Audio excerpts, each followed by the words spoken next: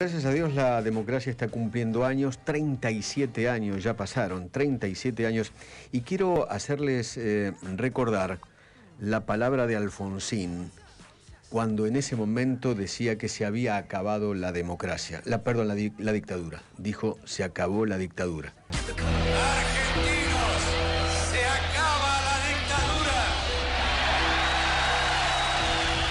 Llega la democracia a nuestro país.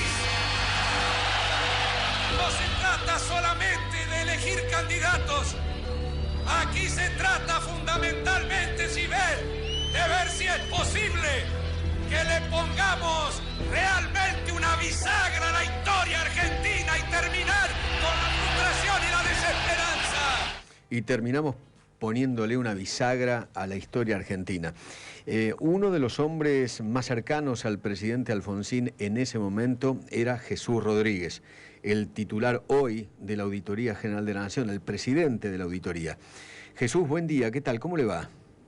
Buen día, Eduardo, un gusto saludarlo. Qué gusto saludarlo, realmente, qué gusto. Cuénteme, Jesús, ¿dónde estaba ese día cuando Alfonsín dijo se acabó la dictadura? Usted sabe que es muy interesante el recuerdo que me trae, porque ese discurso creo que es el acto de cierre en la avenida 9 de Julio, en el Obelisco, sí, donde hubo 1 millón de personas, se dijo en aquel momento. Y yo tengo en mi recuerdo y en mi corazón algo que no me voy a olvidar nunca, que es que yo hablé en ese acto, compartí tribuna con el doctor Alfonsín, entre otros, así que forma parte de una de las emociones más grandes que tengo en términos políticos de mi vida. Bueno, pasaron 37 años, ¿y qué balance haría, Jesús? Bueno, déjame hablar como diría Norberto Bobbio, el famosísimo cientista político italiano, las promesas incumplidas de la democracia. Muy bien. Y las promesas incumplidas que siempre va a tener la democracia, porque la democracia es el único sistema que es capaz de reformularse y de nuevos objetivos y nuevos desafíos. Cosas que las dictaduras, para recordar la frase de Alfonsín, no hacen, no se reforman, o se mantienen o se caen. Cuando dejan de avanzar, como las bicicletas, se caen. Entonces, la democracia, con sus promesas incumplidas, hoy podríamos decir que no tenemos interrupciones institucionales, no hay golpes de Estado, pero el sueño de una sociedad con plena de libertad y plena de igualdad es un sueño todavía no cumplido, y eso requiere de políticas públicas, de acciones políticas, que no estamos viviendo hoy en la Argentina, me parece. Siempre se lo recuerda a Alfonsín como el padre de la democracia. ¿Le da la sensación que es así? Bueno, sin duda, ¿no? Porque si usted se pone a pensar, Alfonsín dio vuelta a la página de esa historia que se había iniciado el 6 de septiembre del año 30, cuando se dio el primer golpe de Estado en nuestro país. Claro. Y desde el 30 al 83 anduvimos a los tumbos y a los golpes. Sí. Y eso generó una inestabilidad política que ayudó a que no tuviéramos solución a los problemas económicos. Y después del 83 resolvimos el problema de los golpes, pero no resolvimos el problema del populismo. Claro. Y en consecuencia seguimos teniendo esa asignatura pendiente del progreso social en la Argentina. Jesús, también hoy se está cumpliendo 1 año del gobierno de Alberto y Cristina. ¿Qué balancearía? Mire, yo diría que es la combinación de dos fenómenos o dos dimensiones. Primero, una novedad política, que es que la centralidad del poder en el gobierno hoy no está en la Casa Rosada. La persona que seleccionó, nominó, promovió los dos principales cargos políticos de la Argentina, el presidente de la Nación y el gobernador de la provincia de Buenos Aires, es una misma persona que no está en el centro del dispositivo formal, pero ciertamente sí en el centro del dispositivo real del poder de la Único en el planeta, no existe un antecedente. Usted sabe que yo me pregunté si había antecedentes, si se me ocurre el de la Rusia de Putin. Puede ser, con Medvedev, claro. Exactamente. Claro. Donde instalaron un tomá la voz, dámela a mí, pero siempre es el mismo el que tiene la pelota. Sí, claro. Esa novedad viene acompañada de una regularidad, la regularidad que nos ofrecen todos los gobiernos justicialistas, que es la de delegación de facultades desde el Poder Legislativo al Poder Ejecutivo.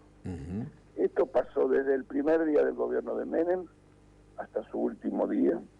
Lo mismo sucedió con Duhalde, también con Néstor Kirchner, también con Cristina Kirchner, y el doctor Fernández también pretende lo mismo, esa delegación de facultades. Entonces la sumatoria de esta situación, de la novedad anómala de la centralidad del poder fuera de la Casa Rosada, más la regularidad de los gobiernos justicialistas de delegaciones facultades, nos genera incertidumbre. Incertidumbre que, como señaló tal vez el único argentino que pudo haber sido premio Nobel de Economía, el profesor Olivera, que fue rector de la Universidad de Buenos Aires en la década gloriosa de nuestra universidad, la incertidumbre produce consecuencias más perniciosas y más duraderas que los propios errores de política económica.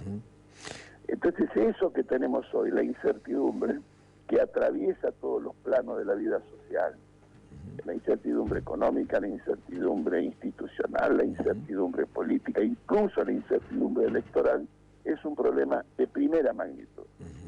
Y termino con una frase que hoy escribió una destacada historiadora, Sabrina Achtechet, en el diario La Nación, que dice: la facilidad del presidente para acomodar sus ideas en relación a los múltiples cambios de punto de vista sobre temas sensibles. Sí.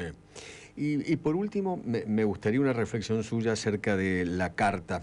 Vio que ahora Cristina encontró una nueva modalidad, no da reportajes, sino que escribe cartas. Lo epistolar es lo que le gusta.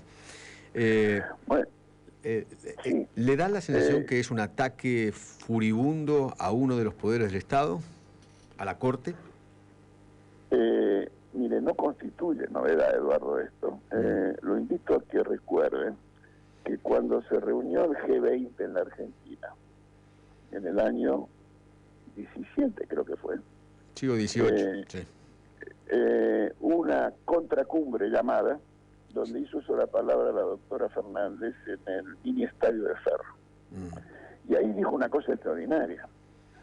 Dijo que la división de poderes consagrada por Montesquieu era un razonamiento vetusto, anticuado. ¡Qué buen recuerdo, Jesús!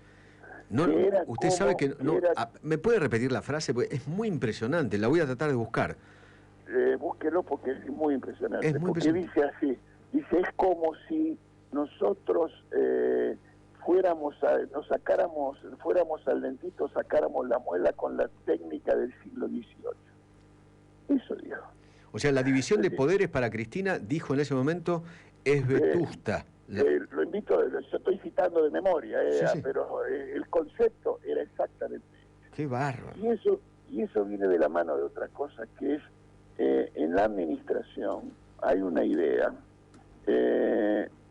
que la mayoría electoral consagra derechos.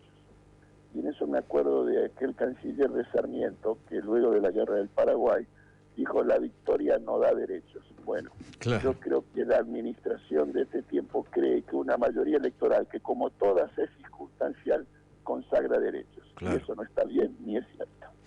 Y le hace daño a la democracia. Volvemos al principio. Le hace daño a la democracia. No tenga ninguna duda, porque déjeme decirle otra cosa más. La historia contemporánea muestra que existe una asociación positiva, una relación de causalidad directa entre la fortaleza, la espesura, la calidad de las instituciones y los resultados económicos y sociales. Jesús, fue un gusto hablar con usted, le agradezco infinitamente y gracias por regalarme ese recuerdo de los dichos de Cristina. Le mando un abrazo. Gracias. Jesús Rodríguez, el titular, el presidente de la actual Auditoría General de la Nación.